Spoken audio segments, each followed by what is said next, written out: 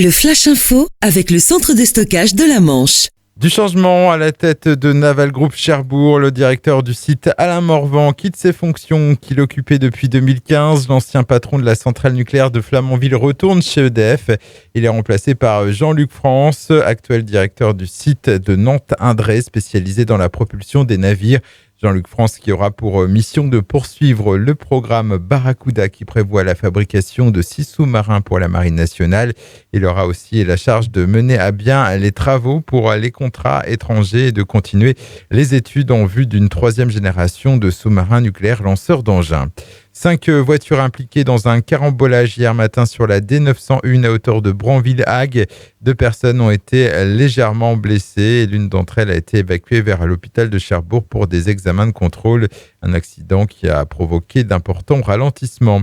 Sur la route, toujours avec un automobiliste un peu trop pressé, contrôlé à 206 km/h au lieu de 110 sur la nationale 174 entre Guilberville et Saint-Lô.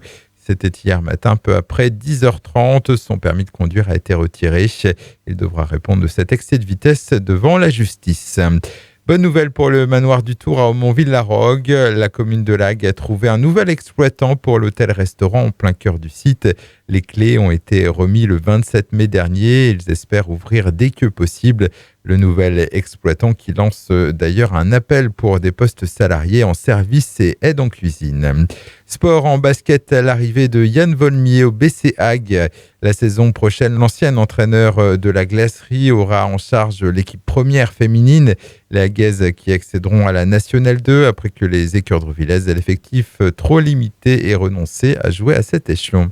Et puis en voile, au terme de 4 jours truffés d'imprévus et de rebondissements, les 47 skippers de la 50e édition de la Solitaire du Figaro ont finalement bouclé la première étape hier soir à Kinsale en Irlande.